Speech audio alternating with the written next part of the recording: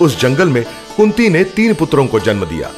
युधिष्ठिर जो यमधर्म का पुत्र था, भीम वायुपुत्र था और अर्जुन देवराज इंद्र का पुत्र था। माद्री को अश्विनी कुमार के जरिए नकुल और सहदेव इन जुड़वा पुत्रों का लाभ हुआ। इस प्रकार पांडु को 5 वीर पुत्रों का लाभ हुआ, जिन्हें सारे पांडव के नाम से जानने लगे। पांडु की मृत्यु के बाद माद्री अपने पुत्रों को कुंती को सौंपकर अपने पति के साथ सती हो गई। अपने पुत्रों के साथ कुंती फिर से अपने राज्य लौटी। धृतराष्ट्र और गांधारी को 100 पुत्र और 1 पुत्री का लाभ हुआ था, जिन्हें कौरव के नाम से जाना गया। कौरव और पांडव साथ साथ पलकर बड़े हो गए।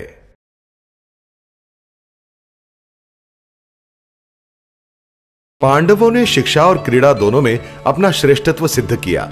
पांडवों में भीम सबसे नटखट था और कोई भी अन्य राजकुमार उसकी बराबरी नहीं कर सकता था।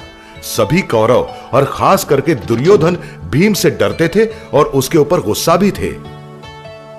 मैं सिर्फ कूटनीति से ही भीम को पराजित कर सकता हूं। जब वो गहरी नींद में होगा तब मैं उसे गंगा में फेंक दूंगा। एक दिन चलो आज हम सब गंगा किनारे अपने क्रीड़ा संकुल में चलते हैं और वहां खेलते हैं। युधिष्ठिर ने उसकी बात मान ली और सभी राजकुमार क्रीड़ा संकुल की ओर चल दिए। अब भोजन करते हैं। भीम को मारने के लिए दुर्योधन ने बहुत तेज जहर मिलाकर खाना पकाया और उसे बड़े प्यार से खिलाया। वो खाना खाते ही भीम बेहोश हो गया। दुर्योधन ने उसके हाथ पैर बांध लिए और उसको गंगा के पानी में फेंक दिया। बेहोश भीम डूबकर नदी के तल में स्थित नाग साम्राज्य में जा पहुंचा। वहां बहुत सारे सर्पों ने भीम को दंश कर लिया। उन सर्पदंशों ने भीम पर दवाई का असर किया और भीम जागृत अवस्था में आ गया। सर्पों ने भीम पर आक्रमण करना जारी रखा, लेकिन किसी से न डरने वाला भीम उन्हें पकड़कर मारने लगा। भीम के पहचान बताने पर नागराज जान गया कि भीम उसका संबंधी था। सर्पराज ने भीम को दिव्य औषधि पिलाई, जिसमें हजारों सर्पों की ताकत भरी हुई थी। ऐसे 8 भारी मटके भीम ने पी लिए। अगले दिन भीम फिर से हस्तिनापुर लौटा और उसने ये सारी घटना अपनी माता कुंती और अपने भाइयों को बताई। संघर्ष की तो यह शुरुआत थी। आगे चलकर कौरव और पांडवों के नाते ने गहरे शत्रुत्व का रूप ले लिया।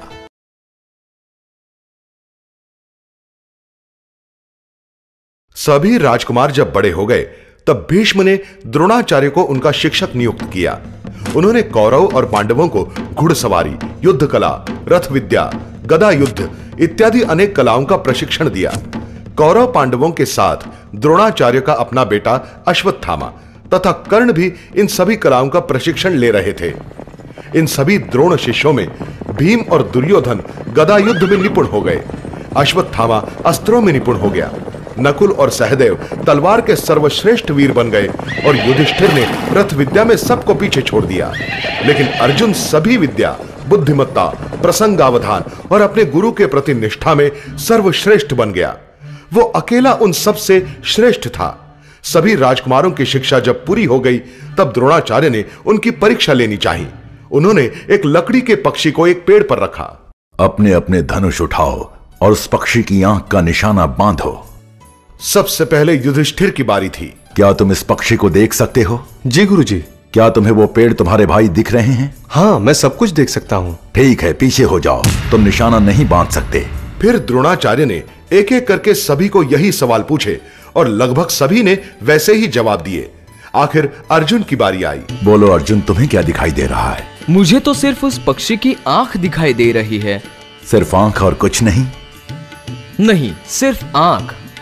निशाना लगाओ। अर्जुन ने छोड़ा हुआ तीर सीधे उस पक्षी की आंख में लगा। अपने शिष्य अर्जुन पर द्रोणाचार्य बहुत प्रसन्न हुए। एक दिन अर्जुन ने द्रोणाचार्य की जान बचाई, इसलिए प्रसन्न होकर द्रोणाचार्य ने अर्जुन को एक दिव्यास्त्र प्रदान किया। अर्जुन, इस अस्त्र को ब्रह्मशीर कहते हैं। इसका उपयोग तुम सिर्फ ऐसे शत्रु का वध करने के लिए कर सकते हो जो मनुष्य नहीं है। अगले दिन द्रोणाचार्य ने एक स्पर्धा का आयोजन किया, जिसके जरिए वे सभी शिष्यों के गुण लोगों को दिखा सके। उस स्पर्धा को देखने के लिए सारी नगरी वहां पर इकट्ठा हो गई।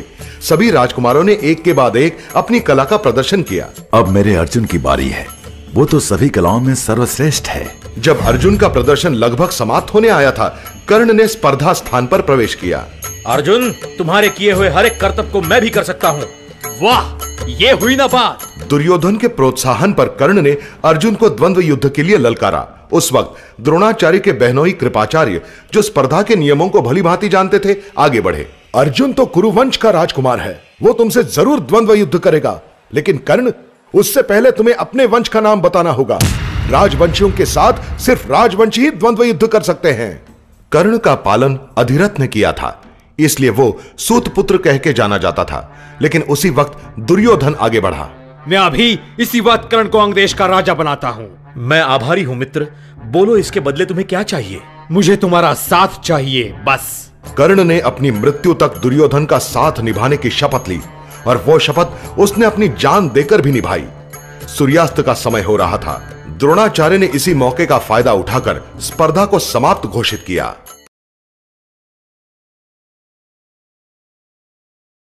समय बीतता गया और पांडवों की कीर्ति सभी जगह फैलने लगी। भीष्म ने युधिष्ठिर को युवराज घोषित किया। इस निर्णय से धृतराष्ट्र नाराज था।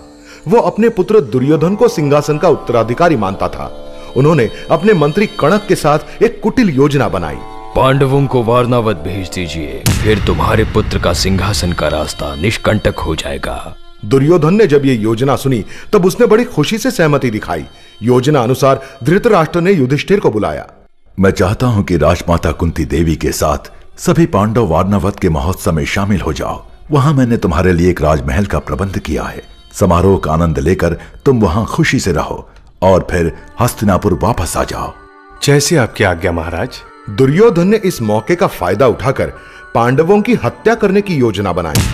अपना निजी सलाहकार पुरोचन की सहायता से उसने लाख और घी जैसे ज्वालाग्राही पदार्थों से एक महल बनवाया।